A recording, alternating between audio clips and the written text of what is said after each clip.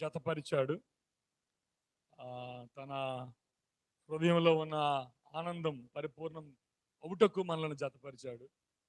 కాబట్టి ప్రభు మందిరంలో కూడా జంటగా కూర్చోవడం అనేది పెద్ద మన సంస్కృతిలో అది భిన్నమైన విషయం కావచ్చు, కానీ ఇన్ వరల్డ్ పర్స్పెక్టివ్, ప్రపంచ దృక్కోణంలో మనం ఆలోచన చేస్తే అది ఎంత మాత్రం కూడా తప్పు, ఎంత మాత్రం కూడా కాదు. మంచిది.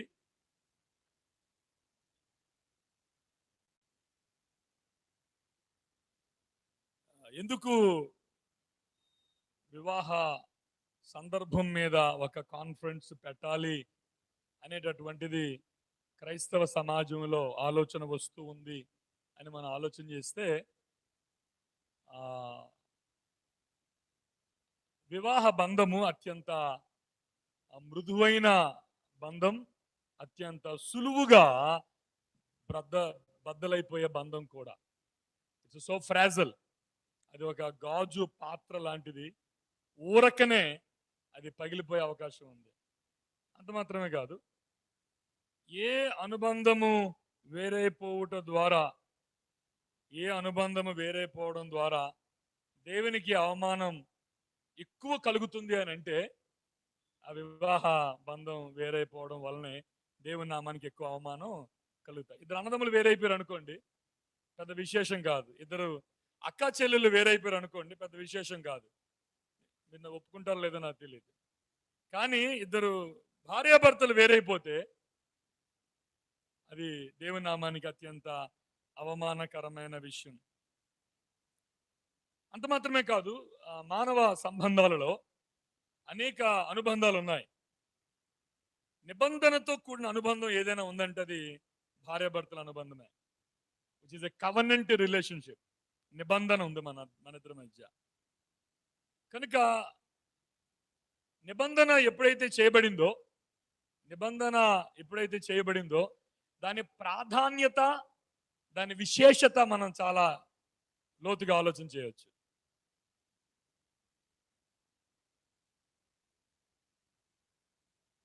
ఇద్దరి నమ్మకాల మీద, ఇద్దరి హావభావాల మీద, ఇద్దరి అభిప్రాయాల మీద ఆధారపడిన వివాహ బంధాన్ని ప్రభు నిబంధన బంధంగా ఆయన తీసుకుని వచ్చాడు.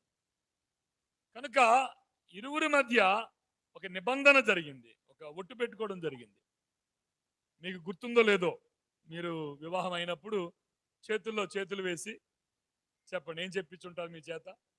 ఎంతమంది మీరు పెళ్లి ప్రమాణాలు ఎంతమంది గుర్తున్నాయో చెప్పాలి. నా భార్య పెళ్లి ముందు రోజు, అప్పటికి భార్య కాదు, అదే నా ఫియాన్సీ, నా భార్య ఫోన్ చేసి, ఏమండి రేపు మన పెళ్లి కదా అంటే, అవును పెళ్ళే, డౌట్ ఏం లేదన్నాను. అయితే ప్రమాణాలు రికార్డింగ్ చేస్తారా అని అంది. చచ్చాను ఆయన, ప్రమాణాలు రికార్డింగ్ చేయమని అడిగింది. వీడియోలో ఉంటాయి కదంటే, వీడియోలో చూస్తాం లేదు తెలియదండి. మీ ఫోన్లో రికార్డింగ్ ఆప్షన్ ఏమైనా ఉంటే కనుక, అప్పటికి మొబైల్ ఫోన్స్ లేవు, కానీ ఏదైనా రికార్డర్ పెట్టి మీరు రికార్డింగ్ చేస్తే మంచిది అని చెప్పినప్పుడు, it is very much necessary that we should listen to those. అవి మనం వింటూ ఉంటే మంచిదేమో.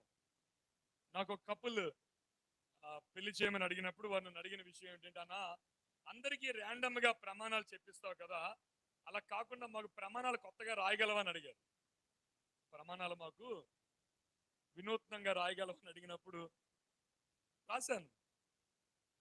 వినండి, మన బంధం చాలా విశేషమైనది.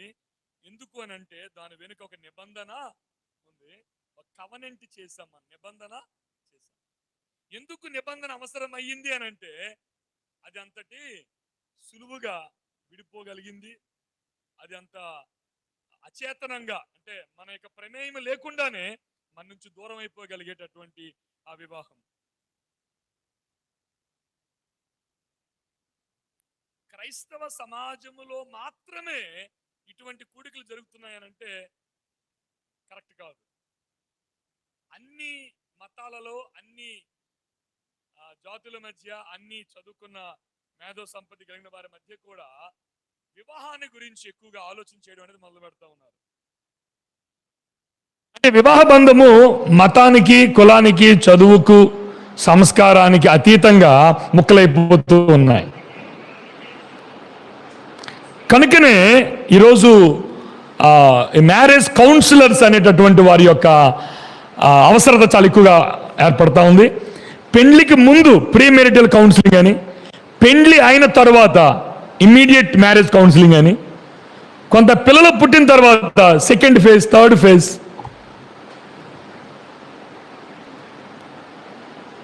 మీరు ఈ మధ్య యూట్యూబ్లో మీరు వినే ఉంటారు, మా శ్రీకాకుళం నుండి ఒక స్టోరీ వస్తూ ఉంది న్యూస్లో. అప్ టు డేట్గా ఉన్నారు ఎవరైనా? న్యూస్లో ఒక వివాహ బంధంలో 60 సంవత్సరాల వయసులో ఒక ఆయన భార్యకి విడాకులు ఇవ్వాలనుకుంటున్నాడు. ఏం పేరు sir? Very good, social media expert ఉన్నారు ఇక్కడ. థ్యాంక్ యూ అన్న. 60 సంవత్సరాల వయసులో 2 సంవత్సరాలుగా ఇంటి నుంచి నెట్టబడ్డాడు.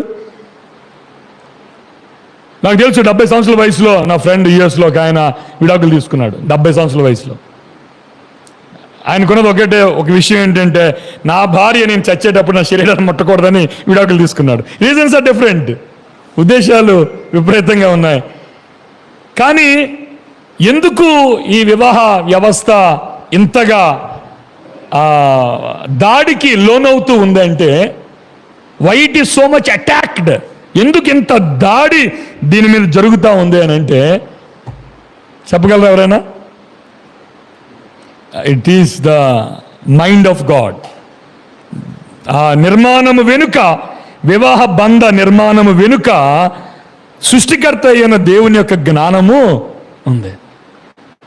ఆయన మహిమ ఉంది అందులో, ఆయన వ్యక్తిత్వం ఉంది అందులో. ఇందులో వివాహం అనే బంధములో గాడ్స్ పర్సనాలిటీ ఉంది, ఆయన వ్యక్తిత్వం ఉంది అందులో, ఆయన మహిమపరచబడే విధానం ఉంది అందులో, దాని వెనుక ఆయన జ్ఞానం ఉంది. కాబట్టే సాతాను అంత ఎక్కువగా దాని మీద దాడి చేస్తూ ఉన్నాడు. నాకు పెండ్లై 3 బిడ్డలు పుట్టిన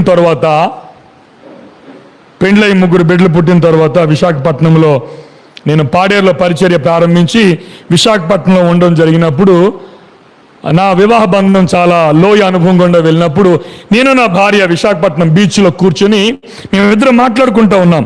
ఏమిటి అని అంటే, నాకు ఇంకా పొసగదేమో లూది. నా భార్య పేరు లిడియా. నా భార్య వాస్తవాలు కాదు, ఆమె సాక్ష్యం చెప్పుండేది. అప్పటికే మాకు 3 పిల్లలు, విస్తృతమైన సేవలోనే ఉన్నాను. I'm work హాలిక్. నేను పని వర్క్ హాలిక్ ఏమంటారా అన్న సార్, ట్రాన్స్లేషన్ చెప్పాలి. నేను పని రాక్షసుణ్ణి. పని చేయకపోతే చచ్చిపోతాను, నేను పని లేకపోతే చచ్చిపోతాను. కాబట్టి ఒకరోజు బీచ్లో కూర్చొని 3 పిల్లలు పుట్టిన తర్వాత రాత్రి 12 గంటలకి మేము సీరియస్గా మాట్లాడుతున్నాం. అలల హోరు శబ్దం నిర్మానుష్యంగా ఉంది. పోలీసు వారు ఇటు వెళ్తూ అటు వెళ్తూ మమ్మల్ని గమనిస్తూ ఉన్నారు, మేము ఎదురు దూకేస్తామేమోనని. కానీ మేము చెప్పాం, మేము దూకం సార్, మేము ఇక్కడ గట్లో కూర్చొని మాట్లాడుకుంటాం, 1 గంట సమయం ఇవ్వండి.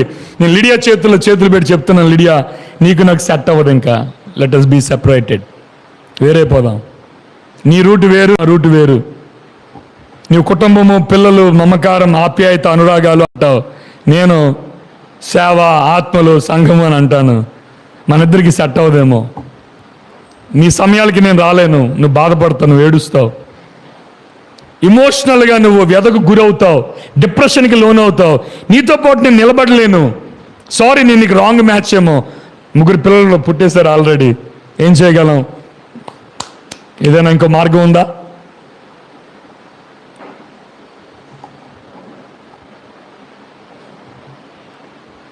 ప్రియమైన సహోదరులారా, చాలామంది ఓపెన్గా చెప్పుకోరు, బహిర్గతంగా విషయాలు మాట్లాడరు, అనుభవాలను పంచుకోరు. కానీ ఒక విషయం చెప్తాను వినండి, ప్రతి వివాహ బంధములో కూడా ఏదో ఒక సందర్భంలో ఇది సెట్ అవ్వదేమో, ఇది రాంగ్ ఏమో, పొరపడ్డమేమో, ఇది కరెక్ట్ కాదేమో, ఇంకా కొనసాగదేమో, లేకపోతే ఒక సెట్ ఆఫ్ లైఫ్కి అడ్జస్ట్ అయిపోదాం. అదేంటంటే ఎక్స్పెక్టేషన్స్ లేవు, ఆశలు లేవు, కోరికలు చంపుకొని, ఆశలు చంపుకొని వదిలేస్తే సమాజంలో విలువ ఉండదు. కాబట్టి ఏదో విధంగా మాటల డైవర్స్, ఫైనాన్షియల్ డైవర్స్, ఆ మాటలు విన్నారో లేదో నాకు తెలియదు. మీరు సొసైటీ అన్న మీ ప్రసంగంలో మీరు చెప్పండి, లేకపోతే ఆయన బుర్రంతా నేను కాపీ కొట్టేస్తాను ఇప్పుడు. Society divorce, relationship divorce. అందుకని ఇద్దరు వేరు వేరు గదుల్లో పడుకుంటారు, వేరు గదుల్లో పడుకుంటారు. వారు కలిసి, నేను కొన్ని మాటలు మాట్లాడితే మీరు అభ్యంతర పడద్దు, వారి శారీరకంగా సెక్స్లో కలిసి ఉన్న దినాలు చాలా అయిపోయింది.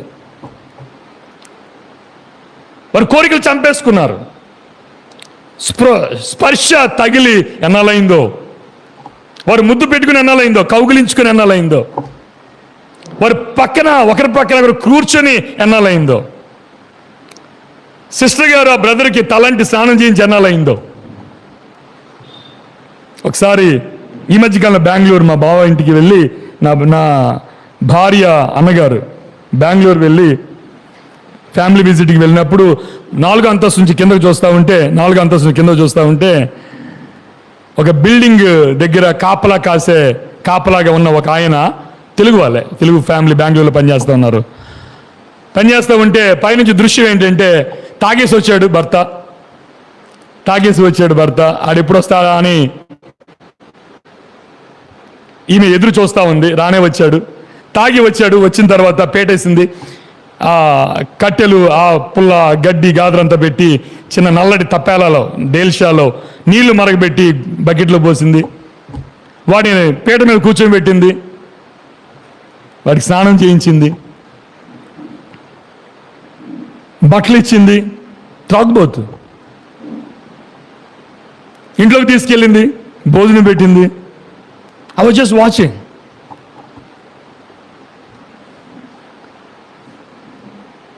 వారికి ఏ శాస్త్రం లేదు, వారికి ఏ దివ్య గ్రంథాలు లేవు, వారికి బోధ లేదు. వాస్తవమా కాదా, కల్పితమా, అది సస్టైనబిలిటీ ఉందా, అది స్థిరంగా ఉండగలుగుతుందా లేదా అనేటటువంటి విషయాలు ఆలోచన చేయాలనంటే 4 పరీక్షలు ఉండాలి. ఒకటి, దాని ప్రారంభం ఎలా జరిగింది.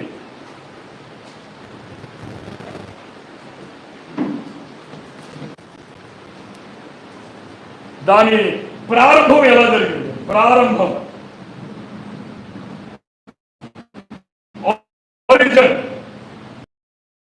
How did it all began. ఒకవేళ మనం వివాహాన్ని గురించి ఆలోచన చేస్తున్నాం మనం వివాహం, హ్యాండ్ రైటింగ్ బాగలేదు. ఒకవేళ మన వివాహం గురించి మనం ఆలోచన చేస్తే the origin of it, how it all began మనందరికీ తెలుసు. మనందరం కూడా వాక్యాన్ని బోధించే సేవకులు కూడా ఉన్నారు కాబట్టి నేనేదో శాస్త్రాన్ని చెప్పనవసరం లేదు. ప్రభు వివాహాన్ని ఉద్దేశించాడు.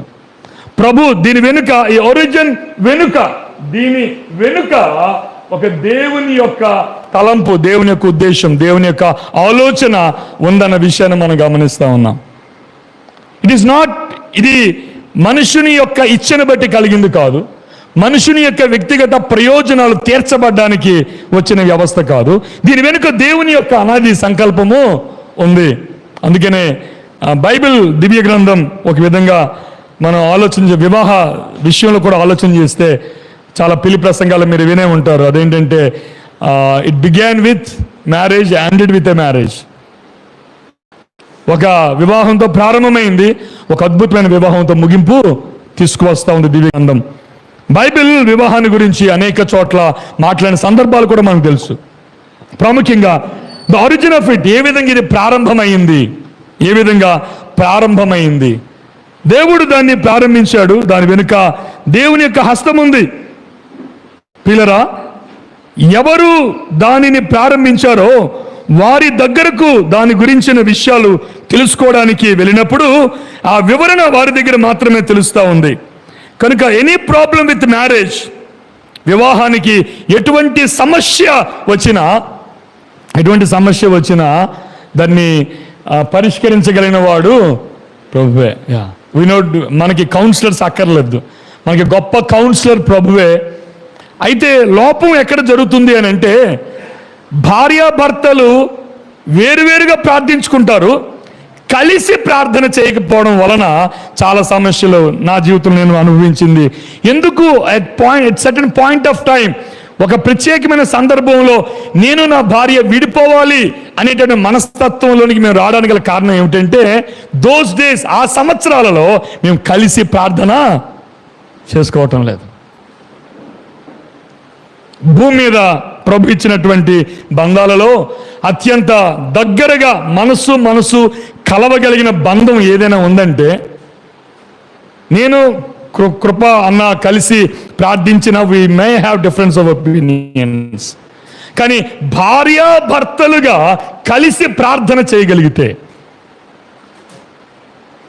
దేని గురించి? వివాహ బంధం గురించి. దేని గురించి? మీ మధ్య ఉన్నటువంటి మానసిక సంక్షోభాన్ని గురించి. దేని గురించి? మీ మధ్య ఉన్నటువంటి పొరపెచ్చాల గురించి. దేని గురించి?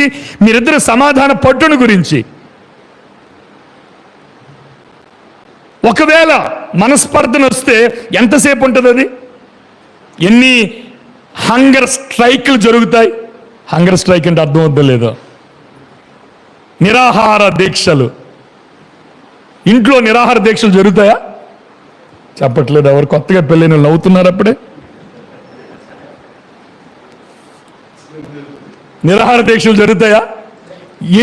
అంటే ఎన్ని పోట్లు జరుగుతాయి? అది ఆ లాంగివిటీ ఎంత దూరం ఉంటుంది అన్న నిజంగా చెప్పండి. సిస్టర్స్ మాట్లాడతారు, బ్రదర్స్ మాట్లాడతారు. ఇప్పుడు పక్కన గిచ్చకండి అప్పుడే. అన్నా టైం చెప్పన్నా, నువ్వెంత తొందరగా లొంగిపోతావు మాకేం తెలుసు అన్నా. లొంగిపోయిన దాన్ని బట్టి ఆ నిరాహార దీక్ష కొనసాగుతూ ఉంటుంది. కొంచెం నాలుగు మొండోడు అనుకోండి, లీడియాతో చెప్పాకండి, నాలుగు మొండోడు అనుకోండి, ఒక రోజు తర్వాత పెట్టచ్చా? రెండవ రోజు సరిపోద్దన్నా? అన్నా ఇంకోటి పెంచనా? అన్న ఇంకోటి పెంచమంటున్నాడు. వద్దా? అప్పటికే సరిపోద్దా? వారు మాట్లాడకపోతే మాట్లాడి యుద్ధం చేయక్కర్లే, మాట్లాడకుండా ఉంటే చాలు, అది నీకు యుద్ధమే. మాట్లాడే చెప్పే అంటే చాలు. వాళ్ళు మూత బిడాయించుకున్నారంటే నీకు ఊపిరి ఆడదు. వాళ్ళు మాట్లాడకపోతే నీకు ఊపిరి ఆడదు. The origin is here. ప్రభు ప్రారంభకుడు. He knows the problem. అంటే ఏదైనా ఒక వస్తువు తయారు చేయబడినప్పుడు ఆ వస్తువుని రిపేర్ చేయాలి అని అంటే ఎవరు రిపేర్ చేయగలరు? ఎవరైతే దాన్ని తయారు చేశారు, manufacturer can do better job. మేము ఏవైనా చెప్పి ఏవైనా చేయొచ్చు, కానీ వివాహాలు, పెళ్లి సంబంధాలు చూడడం, పెళ్లిళ్ళు చేయడంతో అక్కడితో అయిపోయింది పెద్దల పరిచర్య. ఇప్పుడు మూడో పరిచయం స్టార్ట్ అయింది. సంబంధాలు చూసి పెళ్లి చేసేవారు. ఇప్పుడు మా బోటి వారికి ఇంకో పరిచయం స్టార్ట్ అయింది, ట్రబుల్ షూటింగ్. అంటే తగులు, తంటాలు, పంచాయతీలు, ఆ కూర్చొని సమస్య పరిష్కారం అంతటితో ఆగిపోలేదు. ఇప్పుడు నాలుగవది కూడా వచ్చింది. అదేంటంటే సంతకాలు పెట్టడం. మేము కూడా సాక్షి సంతకాలు. దేనికి? విడాకుల పత్రాలకు సాక్షి సంతకాలు. నేను ఒక 4-5 అడిగి పెట్టాను. స్టేజీల మీద సంతకాలు పెట్టించాం. ఇప్పుడు విడాకుల్లో కూడా సంతకాలు పెట్టే పరిస్థితి వస్తూ ఉంది. ఎందుకు అంటే ఒక ప్రాముఖ్యమైన విషయాన్ని నేను గమనిస్తూ ఉన్నాను. అదేమిటంటే ఇక్కడికి రావటం లేదు, ప్రారంభకుని దగ్గరికి రావడం. We don't come to the originator. ఆ ప్రారంభకుడు ఎవరో అక్కడికి మనం రావటం లేదు. ఒక జోక్ మీరు వినే ఉంటారు. భర్త కాయగూరల మార్కెట్కి వెళ్ళి తిరిగి ఇంటికి వచ్చి దిగాలుగా వచ్చి, ఇదిగోవే కాయగూరలు అని చెప్పి ఇంట్లో ఇచ్చేసి ఆ సోఫా మీద కూర్చొని అలాగే తదేకంగా ఆలోచన చేస్తూ ఉన్నాడంట బాధలో. సిస్టర్ గారు అడిగారంట, ఏమండి అంత బాధపడుతున్నారు? కాయగూర రేట్లు పెరిగిపోయా, ఏమైంది అని అంటే, లేదే మన సంబంధం చూసిన పాస్టర్ చచ్చిపోయాడు అని అన్నాడంట. మన సంబంధం చేసిన పాస్టర్ చేసిన పాపం ఊరకనే పోతుందా అందంట. చేసిన పాపం అంటే ఏంటాడు చేసిన పాపం? ఈ ప్రబుద్ధుడిని అంటగట్టినందుకు ఆ పాపం ఊరకనే పోతుందా? దేవుడు ఆడు ఎంత పాపం చేశాడంటే చచ్చిపోయేంత పాపం చేశాడు ఆ సంబంధం చూసి. చాలాసార్లు హూ బ్రింగ్స్ అస్ టుగెదర్, ఎవరు? నేను రెఫరెన్సెస్ చూపించట్లేదు, మీ అన్నయ్య చాలా రెఫరెన్సెస్ చూపిస్తారు. సో నేను రెఫరెన్సెస్ నేను చూపించట్లేదు, మీరు ఏం రాసుకోవడానికి ఏటి ఉండదు, జస్ట్ లిజన్ టు మీ. ఎవరు సంబంధం చూశారు మనకు? ఎవరు కలిపారు? ఎవరు తీసుకువచ్చారు? పేటలో సంబంధం మిస్ అయింది, గుంటూరులో సంబంధం అయింది అనుకోండి. పేటలో సంబంధం ఎవరు తప్పించారు? గుంటూరులో సంబంధం ఎవరు ఓకే చేశారు? దీని అంతటి వెనుక ఉన్నటువంటి వ్యక్తి ఎవరు? చాలాసార్లు మనం ఎవరిని బ్లేమ్ చేస్తూ ఉన్నాం? ఆయన్ని కాదే. ప్రభువా ఎందుకు ఇటువంటి అమ్మాయిని నాకు ఇచ్చావని ఆయన అడుగుంటే చెప్పుండేవాడు. ఆయన అడుగుంటే ఆయన నీతో మాట్లాడుండేవాడు. నేను ఎందుకు ఇచ్చాను నీకనంటే ఆయనకి తెలుసు why has chosen us. So ఆ మ్యాచ్ చేసేది, ఇద్దరిని కలిపేది, మ్యాచ్ చేసేది మనుషులు కాదు ప్రియులారా, దట్ ఇస్ గాడ్. దేవుడు ఇద్దరు వ్యక్తులను ఒక దగ్గరకు తీసుకొని వస్తూ ఉన్నాడు. ఎప్పుడైనా మీ జీవితంలో మీ భార్య వైపు చూచి, ఏమే నిన్ను దేవుడు నాకు ఇచ్చి అంత నన్ను దీవించాడని ఎప్పుడైనా మీరు చెప్పారా? మీ భర్తతో కానీ చెప్పారా ఎప్పుడైనా?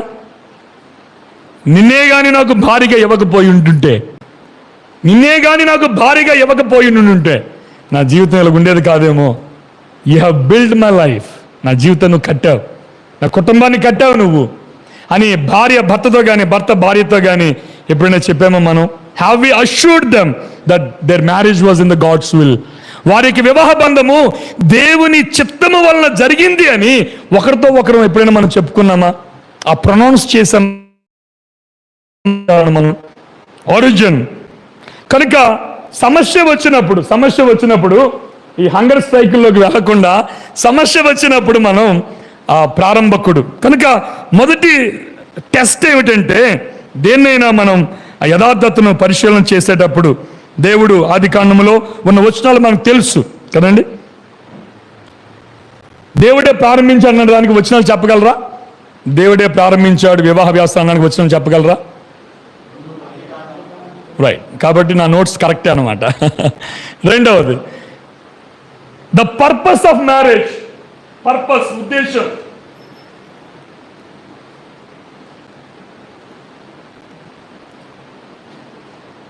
రెండవ విషయాన్ని మనం గమనించడానికి, ఆ వివాహ బంధం, any relationship, any genuinity of something, దేని గురించి అయినా యథార్థతను మీరు తెలుసుకోవాలనుకున్నప్పుడు ఏ ఉద్దేశము చేత ఆ పెళ్లి చేసుకోవడం జరిగింది, ఏ ఉద్దేశము చేత వివాహం అనే బంధాన్ని దేవుడు మన జీవితంలోకి తీసుకువచ్చాడు. మనం ఎందుకు ఒంటరిగా ఉండలేకపోయాం ఆ రోజున? టు బి ఫ్రాంక్, నేను మర్చిపోయాను, లిడియాతో తర్వాత చెప్పాను కూడా. అదేంటంటే, నేను అసలు ఫస్ట్ పెళ్లి చేసుకోవాలనుకున్నప్పుడు నాకు స్నేహితులు లేరు. నాకు ఫిజికల్ సెక్షువల్ డిజైర్స్ కంటే ఎక్కువగా ఇమోషనల్ ఫ్రెండ్ కావాలని అనిపించి పెళ్లి చేసుకున్నాను నేను మొదట. నేను నా బండిలో 2 లీటర్లు పెట్రోల్ వేసుకొని ఊరు 2-3 ఊర్లు తిరిగేవాడిని, ఎవరైనా నాతో పాటు సమాంతరంగా మాట్లాడేవారు ఎవరైనా దొరుకుతారేమోనని. నేను ఎక్కడైతే పక్క ఊరు ఆమదాల వలస, నేను శ్రీకాకుళం ఉండేవాడిని, ఆమదాల వలస వెళ్ళి నా ఫ్రెండ్స్ ఉన్న స్ట్రీట్స్ అన్ని తిరిగేవాడిని, నా ఫ్రెండ్స్ నాకు దొరుకుతారేమోనని. అప్పుడు అనిపించింది, ఓ ఐ నీడ్ సంబడి, నాకు ఎవరో ఒకరు కావాలి నా భావ వ్యక్తీకరణకు, నా భావోద్వేగాలను పంచుకోవడానికి, నేను నా మనసు విప్పి మాట్లాడడానికి నాకు ఎవరో ఒక ఫ్రెండ్ కావాలి. కానీ పెండ్లైన తర్వాత ఆ విషయాన్ని మర్చిపోయాను. కనుక ప్రాధాన్యతలు అనునిత్యం మారుతూ ఉంటాయి. ప్రాధాన్యతలు, ప్రయారిటీస్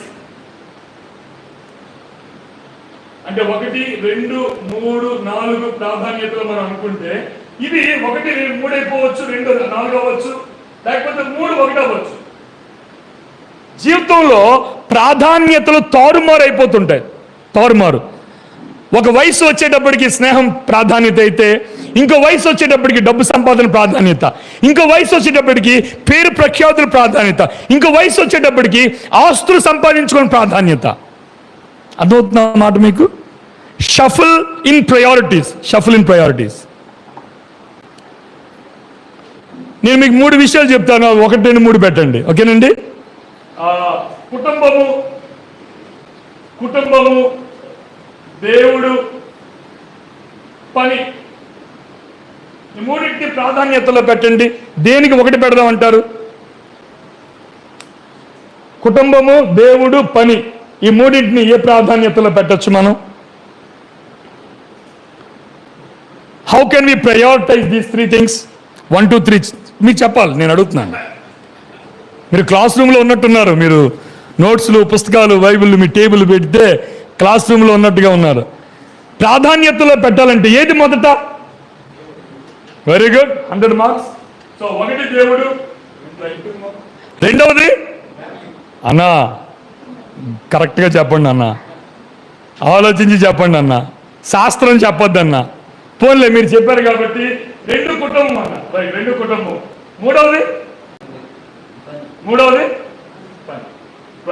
ఇప్పుడు జీవితంలో వయసు ఉంది మనకి, 20 నుంచి 30 సంవత్సరాలు, 30 నుంచి 40 సంవత్సరాలు, 40 నుండి 50 సంవత్సరాలు. ఇవి ఎలా మారుతున్నాయన్న ఇప్పుడు చెప్పండి. ఇవి ఎలా మారుతున్నాయి? ఇప్పుడు అలాగే ఉండిపోతూ ఉన్నాయా? ప్రాధాన్యతలు షఫుల్ అవుతున్నాయి, అంటే కిందది పైకి వెళ్తుంది, పైది. ఒక టైంలో దేవుడు, కుటుంబము, పని అద్భుతమైనటువంటి ప్రయారిటీలు ఉన్నాయి. కానీ కొన్ని దినాలు అయిన తర్వాత నా జీవితంలో నేను లిడియాను విడిచిపెట్టేద్దాము అని అనుకున్న సమయంలో నా ప్రాధాన్యతలు ఏంటి చెప్పనా? చెప్తారా మీరు? థ్యాంక్ యూ అన్న, మీరు ఎవరు అందులో లేరు కదా.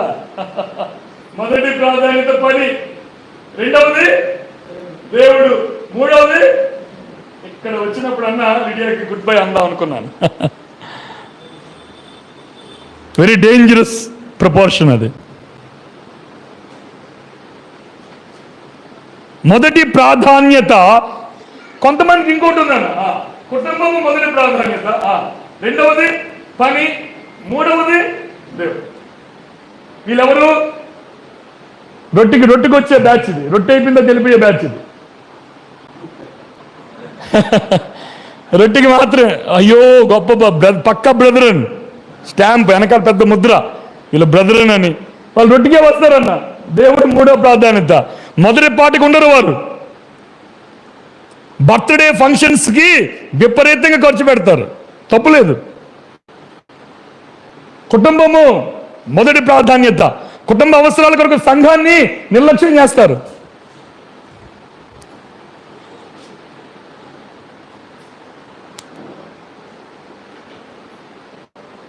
సేవకులు అన్న, సేవకులు ఒకసారి చేయి పైకి ఎత్తగలరా? సేవకులు 1 2 3 4 5 6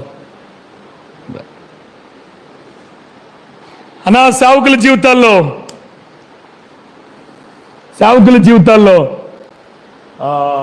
ఇది చాలా ఎక్కువగా జరిగే అవకాశం ఉందండి. నాకు 2005లో నేను హగాయ్ ఇన్స్టిట్యూట్కి సింగపూర్ ట్రైనింగ్కి వెళ్ళినప్పుడు 26 రోజులు సింగపూర్లో ట్రైనింగ్ ఇచ్చినప్పుడు ఐ లెర్న్డ్ హియర్. నేను ఇక్కడ నేర్చుకున్నాను. అదేమిటంటే దేవుడు మొదట, కుటుంబము తర్వాత సేవ మూడవ స్థానం, లేక పని మూడవ స్థానం. అన్న అదంత సులువు కాదన్నా, అదంత సులువు కాదు. సామ్యులు అన్నకు తెలుసు అది కూడా. అన్న అంత సులువు కాదన్న. కుటుంబాన్ని సేవకు ముందు, ఎందుకంటే మన పితరులను మనం చూసాం. మనం రాజారావు తాతయ్య గారిని కానీ, లేక ప్రభుదాస్ రెడ్డి గారిని కానీ, వాళ్ళందరూ సూపర్ హీరోస్ మనకి. వాళ్ళందరూ హీరోస్. వారి యొక్క జీవిత భాగస్వాములు, వారికి దండం పెట్టాలి. వారు ఎంత త్యాగాలు చేశారో వారు. కానీ ఒక మాట చెప్తున్నాను వినండి, ఇదంత సులువైన ప్రయారిటైజేషన్ కాదు. కాబట్టి ఇందులో మనం అర్థం చేసుకుంటా ఉన్నాం, ఏ ఉద్దేశము ద్వారా దేవుడు ఏ ఉద్దేశముతో కలిపాడు, ఆయన ఉద్దేశం ఏంటి? ఈరోజు ఈ 2 రోజుల్లో ఇది ఇంట్రడక్టరీ టాపిక్గా మనం చూస్తా ఉన్నాం. ఉద్దేశం, ఏ ఉద్దేశముతో దేవుడు మనల్ని కలిపాడు? పిల్లల కొరకేనా? ఇంటి పేరు విస్తరణ కొరక? లేక నా కుటుంబ ఆదరణ కొరకు నన్ను కలిపాడా మనల్నిద్దరిని? పర్పస్ ఏంటి దాని వెనుక? నేను అనుకుంటాను ముందున్న సమయాల్లో అన్న కానీ నేను కానీ ఏదో సందర్భంలో వీ విల్ డిఫైన్ వివాహం యొక్క ముఖ్య ఉద్దేశం ఏంటి అన్నది మనం డిఫైన్ చేయాలి. మూడవ విషయాన్ని మనం చూస్తాం. మూడవది ద మొరాలిటీ, నైతికత, మొరాలిటీ. నైతికత, నైతిక ప్రామాణికత ఏమిటి వివాహానికి? నైతిక ప్రామాణికత, నైతిక అంటే మోరల్లీ గుడ్, నైతిక ప్రామాణికత. ఏ మానవ సంబంధములో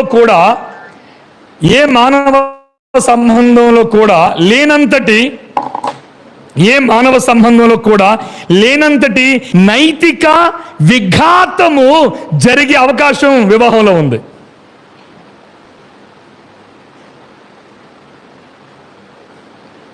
ఇద్దరు అన్నదమ్ములు ఉన్నారు. ఈ ఇద్దరు అన్నదమ్ములు ప్రేమించుకోకపోయినా, ఈ ఇద్దరు అన్నదమ్ములు వారి సొంత అన్నదమ్ములను కాకుండా చిన్నాన్న పెదనాన్న పిల్లల్ని వారిద్దరూ ప్రేమించి, వీరిద్దరూ ప్రేమించుకోకపోతే పెద్ద భూతేం కాదు, అది పెద్ద తప్పేమి కాదు. అది నాకు తెలుసు. మా ఊర్లో ఒక రిటైర్డ్ ఎంఆర్ఓ ఉన్నారు, క్రైస్తవుడు ఆయన, మాకు కూడా దూర బంధువే, మన సహవాసం కాదు. మీరు నెతికికండి, ఏదైనా ఊరి పేరు సందర్భం చెప్పామంటే మన స్కానింగ్ మిషన్లన్నీ వెళ్ళిపోతాయి, ఎవరా ఎవరా ఎవరా అని. అందుకే చెప్తాను, మన సహవాసం కాదని ముందే చెప్పేస్తా ఉన్నాను. అండ్ రిటైర్డ్ ఎంఆర్ఓ ఆయన కొడుకులు ఇద్దరున్నారు. వారికి ఇప్పుడు సుమారు 32-33 సంవత్సరాల వయసు ఉంటుంది. 14వ సంవత్సరం నుండి ఇప్పటివరకు వారు మాట్లాడుకోరు, ఒకే ఇంట్లో ఉంటారు. వాళ్ళ నాన్న ఎన్నోసార్లు చెప్పాడు, నేను ఎన్నోసార్లు చెప్పాను, వారు మాట్లాడుకోరు అంతే. ఇద్దరు అన్నదమ్ములు, పెళ్ళిళ్ళైపోయి పిల్లలు అయ్యారు, భార్యాభర్తలు మాట్లాడుకుంటారు, భార్యలిద్దరు మాట్లాడుకుంటారు, పిల్లలు మాట్లాడుకుంటారు, కానీ అన్నదమ్ములు మటుకు అంట చల్తా హై, బండి వెళ్ళిపోతా ఉంది, ఇబ్బంది ఏం లేదు. కానీ ఈ వివాహ బంధములో నైతికత అంటే నైతిక విలువలు పాటించకపోతే ఆ వివాహ బంధం చాలా సులువుగా ముక్కలైపోయే అవకాశం ఉంది. కనుక నైతికత యొక్క ప్రామాణికత అంటే ద మోరల్ స్టాండర్డ్ ఏంటి? నేను గిరిజన ప్రజల మధ్య సేవ చేస్తూ ఉన్నాను. నాన్నగారు నారాయణ పాల్ గారు సేవ చేసేవారు, నేను కూడా అక్కడే సేవ చేస్తూ ఉన్నాను. పాడేరులో ఒక 4 కొండజాతి ప్రజల మధ్య మేము పరిచయం చేస్తూ ఉన్నాం.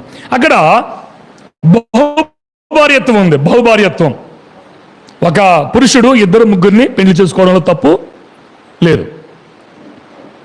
మీరెవరు అటు వచ్చి బాకండి కొంపదీసి, మీరు వస్తే మీ చట్టం వేరు, వాళ్ళ చట్టం వేరు.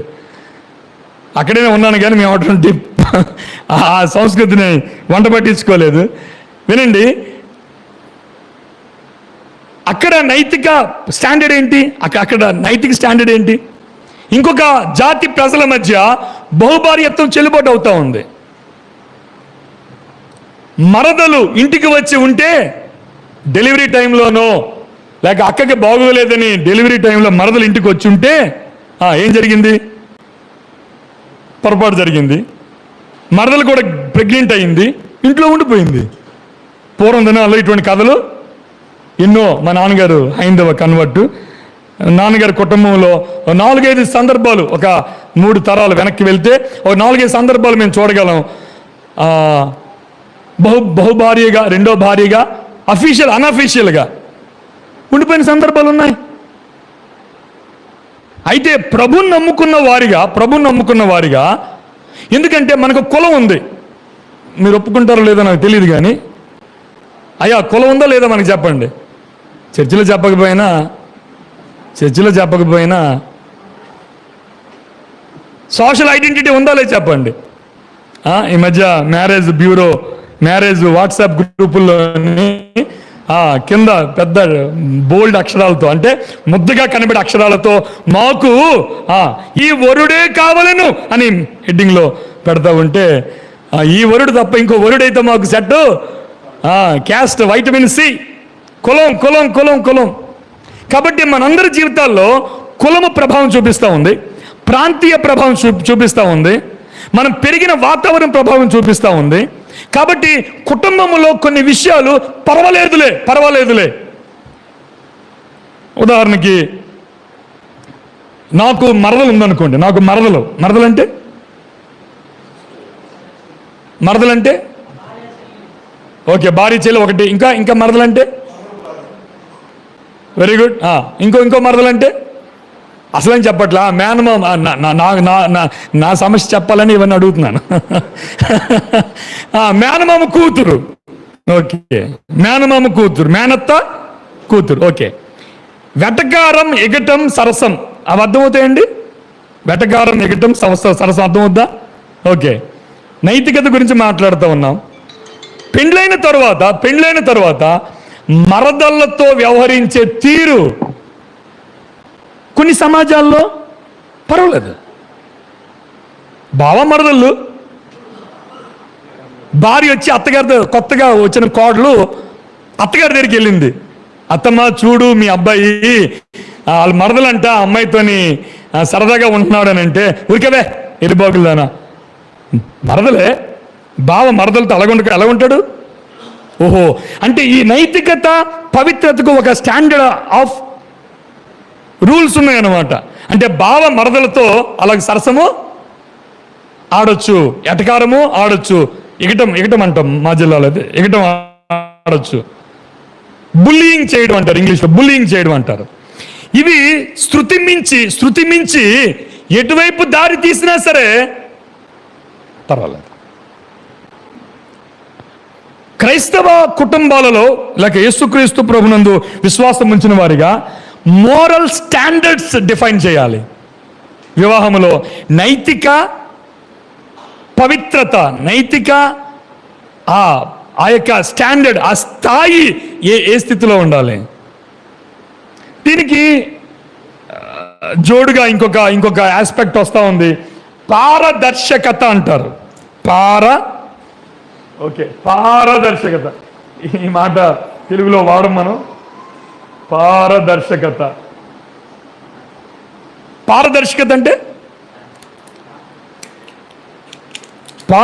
అంటే ఏమి లేదు. ఈ అద్దము ఇటువైపు ఎలాగూ నేను చూస్తూ ఉన్నాను, మీరు నాకు అలాగే కనబడతా ఉన్నారు. అంటే ఒక అద్దం మధ్యలో ఉంటే ఎంత స్పష్టంగా అటువైపు వ్యక్తి ఇటువైపు కనబడతాడో, మన హృదయాల్లో దోబూచులాడుతున్న భావాలు, అభిప్రాయాలు, అభిరుచులు కూడా జీవిత భాగస్వామితో అంత పారదర్శకంగా ఎప్పుడైతే ఉండవో, ఉదాహరణకి మొబైల్ ఫోన్ వాడేవారి యొక్క పాస్వర్డ్ భార్యకు తెలుసా? భార్య మన ఫోన్ని యాక్సెస్ చేయగలదా తను ఈజీగా? మనకి ఫోన్పే నుంచి ఏ పేమెంట్, ఫోన్పేకి కూడా ఇప్పుడు పాస్వర్డ్ వచ్చిందట, నాకు తెలియదు అది. ఫోన్పేలో జరుగుతున్న ట్రాన్సాక్షన్స్ కూడా ఆమెకు తెలియకుండా ఉంచడం కొరకు ఇంకొక సపరేట్ బ్యాంక్ అకౌంట్ ఓపెన్ చేసి దానికి ఫోన్పే లేకుండా, అయ్యో, భార్యాభర్తల మధ్య జరుగుతున్న ఆర్థిక పరమైనటువంటి రహస్యాలు వివాహ బంధాన్ని నాశనం చేస్తా ఉన్న సందర్భాలు మనం చూస్తూ ఉన్నాం.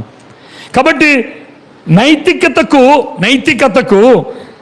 గొప్ప బైబిల్ పరమైనటువంటి గొప్ప మాదిరి మనకు ఏం చూస్తాము అని అంటే, పారదర్శకత ఎంత స్పష్టంగా జీవిత భాగస్వామితో కలిగి ఉండగలిగితే అంతటి దీనిలో పడిపోకుండా మన అవకాశము ఉంటుంది. డైల్డ్ నెంబర్స్ డిలీట్ చేస్తున్నామా? డైల్డ్ నెంబర్స్ లేక రిసీవ్ చేసుకున్న కాల్స్ని డిలీట్ చేస్తా ఉన్నామా? ఎక్కడైనా పొరపెచ్చాలు జరగడానికి అవకాశాలు ఉన్నాయా? ఒకటి మనం ఆలోచన చేస్తా ఉన్నాం, ప్రారంభం, ఒరిజిన్. రెండవది ఉద్దేశం, ఎందుకు మన వివాహ బంధంలో ఏకం చేయబడ్డాం. మూడవది నైతిక ప్రామాణికత, నైతికత. నాలుగవది అత్యంత మన ఆలోచింప చేసేది ద డెస్టినీ, గమ్యం. ఈ వివాహం బంధం అనేది మన ఎక్కడికి నడిపిస్తా ఉంది? గమ్యం ఏంటి? నా సమయం అయిపోతూ ఉంది కాబట్టి సులువుగా ఈ మాట చెప్పి నేను ముగిస్తాను. అదేంటంటే, ఆర్టీసీ బస్సు డిపోలో ప్రారంభమైనప్పుడు ఎంతమంది ఉంటారు? రాంగ్ ఆన్సర్ అన్న, నువ్వు ప్రిసైడింగ్ చేస్తున్నావు కానీ నువ్వు రాంగ్ చెప్పేశావు.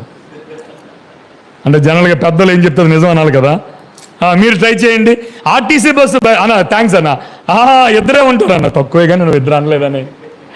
ఆర్టీసీ బస్సు డిపో నుంచి ప్రారంభమైన ఎంతమంది ఉంటారు? ఇద్దరే కదా, రైట్. Driver, conductor. ఇప్పుడు ఎక్కడది విజయవాడలో ప్రారంభమైనటువంటి ఈ యొక్క బస్సు నెల్లూరు వెళ్తా ఉంది అనుకోండి, ఇద్దరు బయలుదేరారు. ఎవరెవరు ఎక్కారు? మేనమామలు ఎక్కారు, మేనత్తలు ఎక్కారు, అన్నదమ్ములు ఎక్కారు, అక్క చెల్లెలు ఎక్కారు, మనవలు ఎక్కారు. అందులో రాజకీయాలు మాట్లాడుకున్నారు, డబ్బు మాట్లాడుకున్నారు, ఆస్తులు మాట్లాడుకున్నారు. చెప్పండి, ఇంకేం మాట్లాడతారు? అనయా కుటుంబ విషయాలు మాట్లాడుకున్నారు, అన్నీ మాట్లాడుకున్నారు. మళ్ళీ ట్రిప్పు దిగి తిరిగి డిపోకి వచ్చింది. డిపోకి వచ్చినప్పుడు ఎంతమంది ఉన్నారు? అదేందన్నా ఇంతమందిని ఎక్కించుకున్నాం? వీళ్ళందరూ డిపోకి రారా? చెప్పాలి. డిపోకి వస్తారు వాళ్ళందరూ? డిపోకి ఎవరు ఉంటారు? మళ్ళీ వాళ్ళిద్దరే. ఎవరిద్దరు? Conductor, driver. అన్నా ద డెస్టినీ ఆఫ్ మ్యారేజ్, మళ్ళీ చెప్తున్నానండి, ద డెస్టినీ ఆఫ్ మ్యారేజ్ నీవు నీ భార్యను ఎరుగుట, నీ భార్య నిన్ను ఎరుగుట. జీవితకాలం అంతటిలో నువ్వు బైబిల్ ఎంత ఎరిగిన వాడవైనా భార్యను తెలుసుకోవడానికి నువ్వు ఇంకా పిహెచ్డి చేయాలి నువ్వు. Charles C Riri study Bible మనకుంది, మీకు తెలుసో లేదో. చార్ల్స్ సి రైరీ అని మన బ్రదర్ అసెంబ్లీ సంఘ పెద్ద ఆయనకి 52 డాక్టరేట్లు ఎన్నో ఉన్నాయి. తెలిసిన వాళ్ళు కరెక్ట్ చేయండి నన్ను. 52 డాక్టరేట్లు చేశాడు ఆయన బైబిల్ థియాలజీలో. లాస్ట్ డాక్టరేట్ వచ్చినప్పుడు పెరేడ్ ఉంటుంది, అందరూ ఆయనకి షేక్ హ్యాండ్ ఇస్తూ ఉంటే ఆ పెరేడ్ లాస్ట్లో తన భార్య నిలబడింది. మంచి నవ్వుతో ఆమె నిలబడి ఆయన షేక్ హ్యాండ్ తీసుకుంటా ఉంటే ఆమె ఒక పత్రాన్ని ఇచ్చింది, ఆయనకు ఒక పత్రాన్ని ఇచ్చింది. ఏంటో పత్రం అంటే విడాకుల పత్రాన్ని ఇచ్చింది. చార్ల్స్ రైరీ గారు బైబిల్ అంతటినీ సానపెట్టాడు, కానీ ఆ భార్యను ఆమెకున్న అవసరత ఏంటో, ఆమెకున్న ఆ యొక్క ఎమోషనల్ నీడ్, భావోద్రేగ అవసరత ఏంటో గ్రహించలేకపోయాడు. You may be Bible scholar, నువ్వు బైబిల్ పండితుడు కావచ్చు, కానీ నీ భార్యను నువ్వు ఇంతే తెలుసుకుని ఉండొచ్చు. చార్ల్స్ సి రైరీ అన్న, Charles C Ryrie, RYRE study Bible ఉంది, రైరీ స్టడీ బైబిల్ ఉంది, చాలా ఫేమస్. నేను బైబిల్ కాలేజ్ చదువుకున్న దినాల్లో 93-94 సంవత్సరాల్లో ప్రతి బైబిల్ టీచర్ చేతిలో అదే బైబిల్ ఉండేది. నేను అప్పుడప్పుడు ఆ బైబిల్ తీసుకుని ఇలా చదువుతుండేవాడిని. తర్వాత తెలిసింది, తర్వాత చూస్తూ ఉంటే. ఇంకొక బెస్ట్ ఎగ్జాంపుల్ మనకి బాగా తెలిసినటువంటి, మన బ్రదర్ని కాదు కానీ, రవి జకరియాస్. ఆయన పుస్తకాల్లో ఒక్క పుస్తకం కూడా మిస్ అవ్వలేదు. ఆయన పుస్తకాలు చదివే క్లబ్లో నేను ఒక మెంబర్ని. ఆయన పుస్తకాలకి పెద్ద ఫ్యాన్ నేను.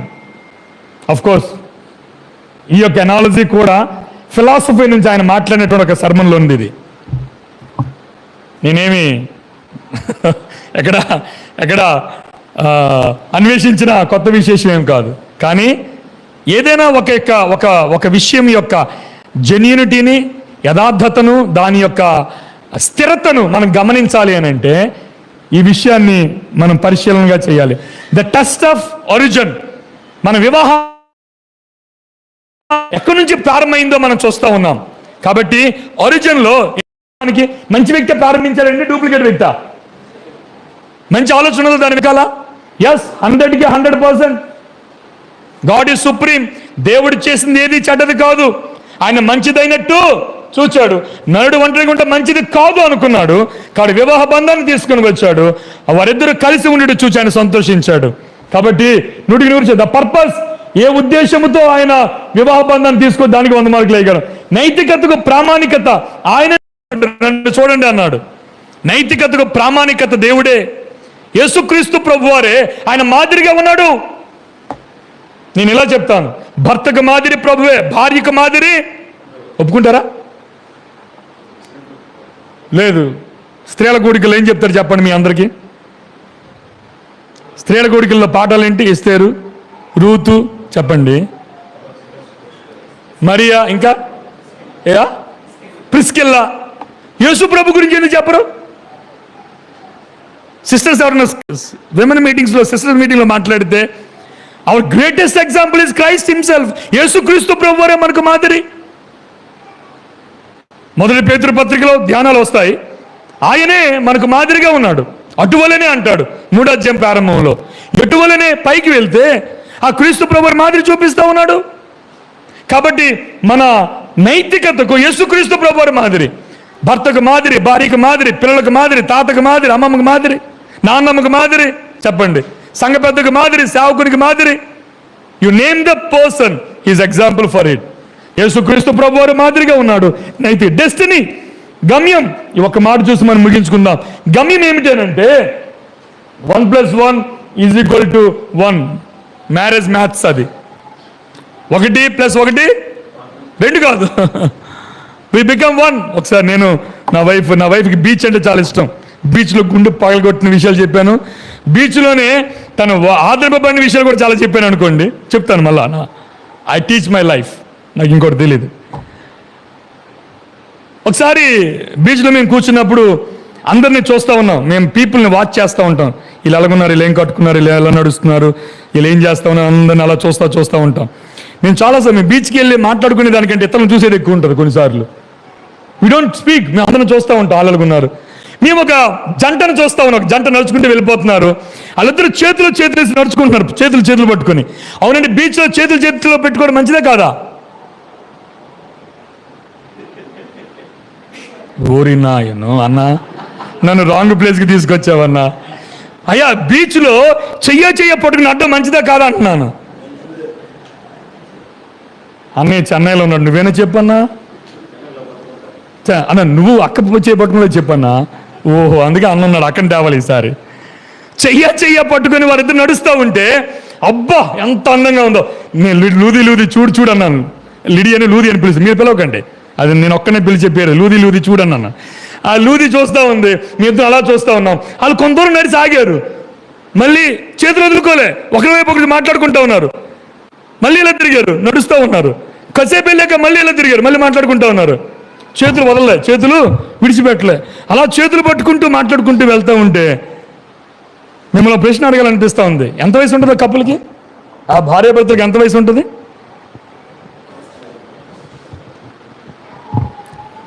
వారు చేతులు పట్టుకుంటే ఈ చేతుల్లో ఉన్న స్పర్శ ఇంకొక చేతికి తగలనంతటి వయసు వాళ్ళది. వారికి సుమారు 75-80 సంవత్సరాల వయసు ఉంటుంది. వారు నవ్వుకుంటూ సంతోషంగా వారు నడుచుకుంటూ ఒకరి ముఖంలోకి ఒకరు చూచుకుంటూ, ఆయన ఏదో కొంటి జోక్ వేసినట్టున్నాడు, మాకు వినబట్టలేదు. కొంటి జోకు అంటే కొంటి జోక్ ఏదో వేసి ఉంటాడు. మీరు వేస్తారో లేదో నాకు తెలియదు, చర్చిలో మాట్లాడొద్దులేండి. కొంటి జోక్ వేస్తే ఆమె ముఖమంతా సిగ్గొచ్చింది. ఏంటి 80 సంవత్సరాల వయసులో లూది చూడే సిగ్గుపడుతుంది, ముసలి అన్నాను. ముసలి సిగ్గుపడుతుంది అంటే ఈమంది ఇంకా ముసలోడు కుర్రోడుగా ఉన్నాడండి అంది. మరి వీళ్ళిద్దరూ మాట్లాడుకుంటున్నారు. అన్నా, ఆర్టీసీ బస్ అందరు దిగిపోతారన్నా, కొడుకులు, కూతుర్లు, కోడళ్ళు అన్న చెప్పనివ్వండి, మనవలు వీళ్ళందరూ దిగిపోతారన్నా. లాస్ట్కి వెళ్ళేది చెప్పండి ఎవరు వెళ్తారు? ఇంతకీ మీరు చెప్పలేదు ఇంకో మాట, డ్రైవర్ సీట్లో ఎవరున్నారో చెప్పలేదు. ఏమిటి అర్థం కాలేనట్టుంది ఏంటి? డ్రైవర్ సీట్లో ఎవరున్నారో అర్థం కావట్లేదు. అన్న, మీ ఇంటికి టీకి పిలండి అన్న, నన్ను మీ ఇంటికి టీకి పిలండి, డ్రైవర్ సీట్లు ఎవరున్నారో నేను చెప్పేస్తానన్న. చెప్పాడు అన్న. హోమ్ మినిస్ట్రీని డ్రైవింగ్ సీట్లో కూర్చొని పెట్టకపోతే చెప్పండి. కాబట్టి the destiny is to know one another. అన్నా, సేవ నుంచి కూడా రిటైర్ అవుతామన్నా, ఒకసారి సేవ నుంచి కూడా విరామం తీసుకునే సమయం వస్తుంది అన్నప్పుడు. ఎప్పుడు చెప్పనా, ఫిలిప్ తిమోతికి కాళ్ళు పడిపోయి నోరు పడిపోయి మంచం మీద ఉంటే అన్నా, నన్ను ఎవ్వడు వాడుకోడన్నా, నా ఇంటికి వచ్చి ఎవడు పలకరించాడన్నా. ఆ రోజు నా ఇది ఎత్తవలసింది అదే. సంఘస్థులు కాదన్నా, నిర్లక్ష్యం చేయొద్దన్నా. ద డెస్టినీ ఈజ్, అమ్మా, కన్నవారు, కూతురు కుటుంబం, కొడుకు కుటుంబం, మనవలు, పిల్లలు వారు కాదు. మన కింగ్ జార్జ్ హాస్పిటల్కి వెళ్ళినప్పుడు ఒక భర్త 55 సంవత్సరాల వయసు ఉంటుంది, తన భార్యను చేతుల్లో మోసుకెళ్తా ఉన్నాడు ట్రీట్మెంట్కి. లోకం కొట్టిపోయింది.